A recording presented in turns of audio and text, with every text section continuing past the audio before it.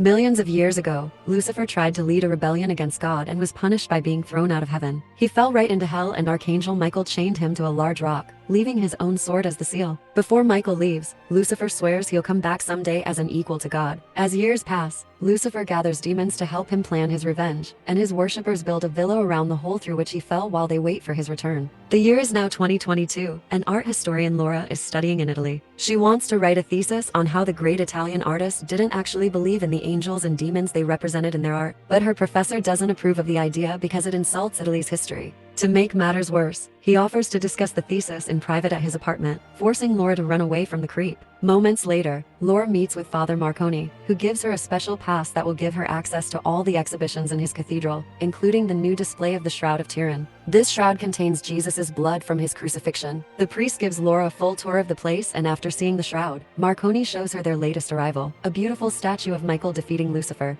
The duo discusses the concept of evil for a while, then Marconi leaves Laura so she can work on sketching the statue for her thesis. While she draws, Laura thinks she can hear someone saying her name, but there's nobody around, and she blames it on her imagination. A few hours later, the exhibition is about to close. A raven is flying around the building and lands by the entrance as it transforms into Liz to join the last group of visitors. Instead of following the guide though, she takes an off-limits door, which is noticed by a guard on the security cameras. Liz takes the corridor with the statues and watches Laura draw from a distance, only stopping when she suddenly notices Lucifer's head on the statue moving. Laura begins getting worried again and checks her surroundings, only to be startled by a raven at the window. While Laura is distracted by the bird, Liz steals Michael's sword from the statue and leaves. At that moment, a guard finds Laura thinking she's the hooded person that got separated from the group, but Laura proves she's got access to this area. The guard leaves, thinking it was a misunderstanding. After reminding Laura they're closing, Laura gathers her things and notices Michael's hand, but she can't tell the difference. Next, she approaches the front door,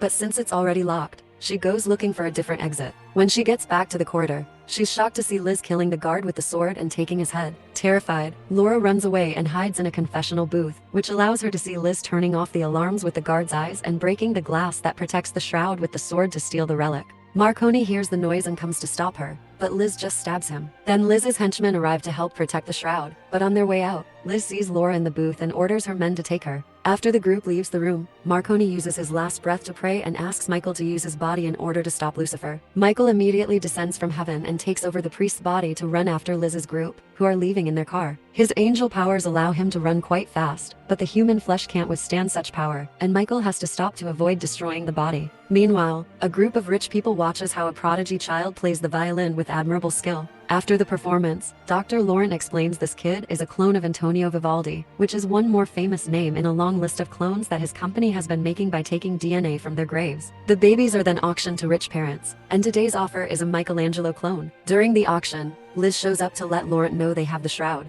Moments later, the group makes it to Lucifer Villa. Lauren is excited to see the shroud because now he can finally clone Jesus, while Laura is chained inside a glass cell with Brenda and 2 other women. One of them won't stop crying and yelling, but Laura uses some soft words to help her calm down. Laura also thinks they should work together, but before they can plan anything, a bunch of nurses enters the cell to take her vitals. In the meantime, Michael returns to the cathedral and finds other priests reviewing the security tapes. The men are shocked to see Marconi alive, but Michael doesn't give an explanation and asks about the protectors of the shroud. The priests explain Cardinal Vincini had been in charge of the protection, but he became unstable and started to talk about demonic beasts and secret cults, which everyone blamed on dementia. Michael can't believe priests don't believe in what the Bible itself says, and demands to know where Vincini is, learning he's now a hermit, living alone in an asylum. Then Michael takes the security footage, asks about Laura by showing them her pass, and makes the priests promise they won't tell anyone that they saw him. Afterward, Michael borrows a jacket and leaves in Marconi's car, taking some medicine he finds in the glove box to deal with the pain caused by his powers. All the while,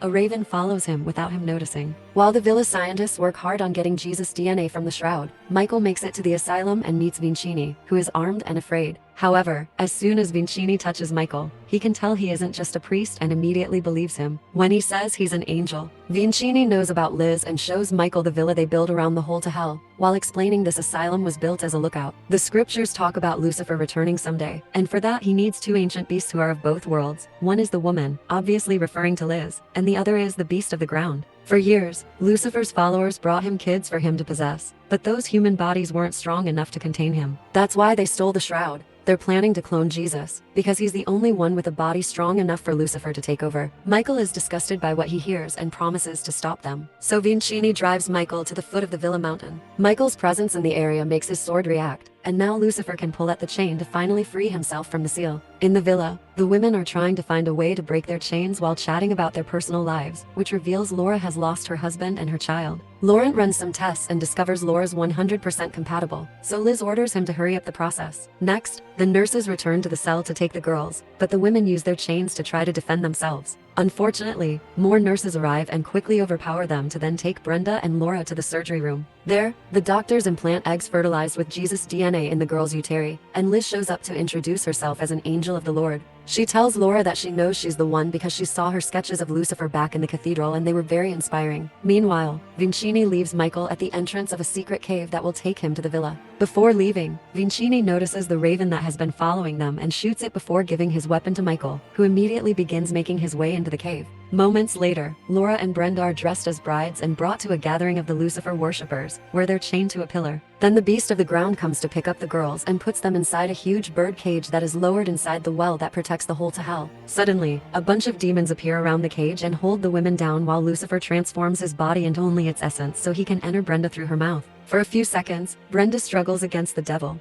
but in the end she can't stand it and dies. Then Lucifer leaves her body and enters Laura's instead, who manages to survive the possession without trouble. Afterward, Laura walks outside in a daze and Liz presents her as the chosen one before taking her to a new glass cell with a bed and a vital sign monitor. When Laura asks what's inside her, Liz says it's a better Jesus. Back to Michael. He finally finds a door in the cave tunnel and shoots it open to enter the villa. The guards immediately notice him, and when Michael fails to use his weapon, he gets shot in the shoulder. He responds by knocking out the guards with a few hits, then he steals a uniform and a pass to go unnoticed. Michael gains access to the lab and retrieves the shroud before looking at the security cameras to get Laura's location. At that moment, Laurent enters the lab, but Michael immediately pushes him against the table and demands answers. Laurent's only response is that he works for a new beginning. Michael decides to open the gas canisters and light a flare to blow up the whole lab, putting fire between him and the incoming guards. The fire alarm begins ringing in the whole building and Laura asks the nurse to let her go, but the guy won't let her leave the cell. Suddenly Michael arrives and after he knocks out the nurse, Laura hugs him, thinking Marconi is alive after all. However, Michael gets distracted because Lucifer begins to speak to him telepathically, teasing him about his freedom. Michael doesn't understand how his seal was broken and gets furious, making think Laura that he's part of the enemy. Scared, Laura runs away, but Michael quickly goes after her and drags her into a room before she can be found by the guards. Laura responds by stealing his gun and pointing it at him, but Michael convinces her he's on her side while he takes care of the bullet wound. Then Laura explains what they did to her, so Michael decides to drag her away with him to protect her. Liz sees them leave and sends her henchmen after them, but she kills one of the guards when he almost shoots Laura because she must come to no harm. Michael and Laura try to escape through the cave tunnel, but the baby is growing too fast and Laura begins to feel unwell. Their slowness gives time for the beast to catch up to them, and it begins fighting Michael, who at first offers good combat, but soon his human body begins failing again and the beast defeats him. Liz arrives with the henchmen and recaptures Laura, who threatens with hurting the baby if they hurt the priest. However, Liz reminds her the priest is already dead and she just needs to kill the angel too. While Laura is taken back to the cell and tied to the bed, Michael is chained in the room with the well. He uses his powers to destroy the chains and he frees himself, but this leaves him extremely weak. After dragging his body through the ground, he reaches the well and opens it to jump into it right before the beast can catch him. As soon as he lands in hell, Michael is attacked by a demon that he quickly pushes away. He checks the rock and is shocked to see his sword isn't there. More demons arrive and use Lucifer's sword to imprison Michael the same way he had done to Lucifer years ago. Meanwhile, the baby continues to grow in Laura at a supernatural speed. Liz tells Laura that this baby will replace the one she lost, but she refuses to call them the same. During an ultrasound scan, Laura watches the baby on the screen and is shocked to suddenly see him crawl out to roar at her. But at that moment she wakes up and understands it was only a dream. She finds Liz sitting next to her, who wants to know if Lucifer talks to her. Since Laura doesn't answer, Liz begins telling the story of how Lucifer fought the tyrant they know as God, and when Laura says she doesn't care, Liz slaps her. Liz promises she'll free Laura after she gives birth, but for now, she demands respect. Moments later, a group of kids finds Michael on the rock. It turns out these are the failed sacrifices who have been working together to survive in hell. Michael promises he can take them home if they manage to find his sword, but the kids aren't sure if they can trust angels, since Lucifer had been one too. Unfortunately, the demons interrupt the chat and the kids run away, but a few of them get captured and Michael can only watch with frustration. Back in the cell, Lucifer's essence temporarily leaves Laura's uterus and enters her mind through her ear to make her an offer she can't refuse. If Laura accepts him into her life, Lucifer will help kill the guy that murdered her family and also Liz, who Laura hates. Accepting the deal, Laura lies down on the bed and accepts Lucifer to take over the baby, as she dreams of holding the child and bonding with him. Liz watches all this and begins worrying about Laura becoming too strong. Later, while a nurse runs some tests, Laura uses her new powers to put out the light and kill the nurse. Then she leaves the room and bumps into another nurse, whom she immediately begins beating up and kicking until he dies. Suddenly, Laura snaps out of Lucifer's dark hold and is terrified by what she just did, deciding she must kill Thebebe before it gets worse.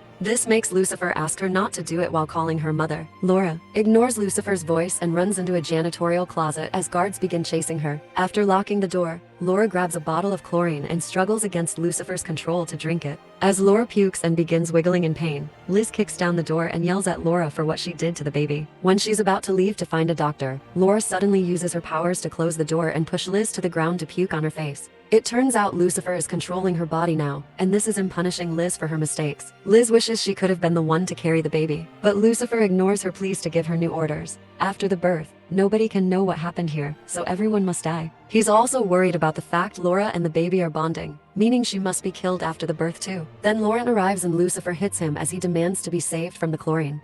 Moments later, Laura's body is put inside a healing pod. Lucifer's essence temporarily leaves her body and takes over a demon in hell to talk to Michael to make fun of his failure, which is seen by the kids from the shadows as proof Michael is a good guy. After Lucifer leaves, Michael finally understands why God is allowing this to happen, and the kids come to his rescue. They aren't strong enough to remove the demon's sword from the chains, so they go looking for Michael's own sword. They find it among some rubble, but before they can give it to Michael, a bunch of demons arrive and offer freedom to the kids too. For a moment, the kids hesitate, but then they remember what they heard, and they give the sword to Michael, who momentarily gains his old form and kills the demons. After promising the kids he'll come back for them soon, Michael returns to Earth in Marconi's body and retrieves the shroud before going back to the main building. He knocks down a guard and steals a weapon before going to check on Laura, only for Lucifer's voice to answer her. Desperate to help, Michael begins pushing the pod to take it into another room, which is seen by a nurse. After locking the door, Michael opens the pod and tries to explain the baby isn't what Laura thinks, but Lucifer pushes him away with a mighty roar.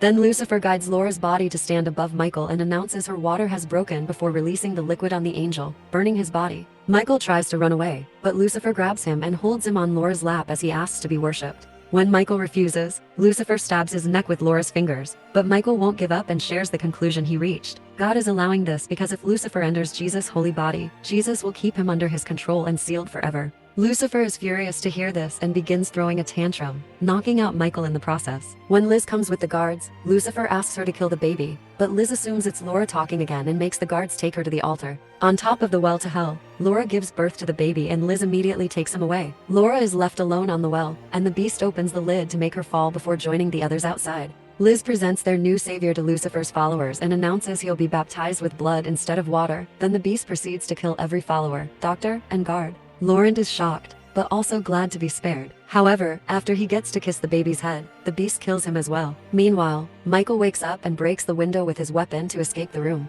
He enters the well room and finds Laura hanging on the edge, so he helps her up before they go after their enemy together. Liz is about to leave with the baby in a car, but Laura jumps on her and hits her before reaching for the child.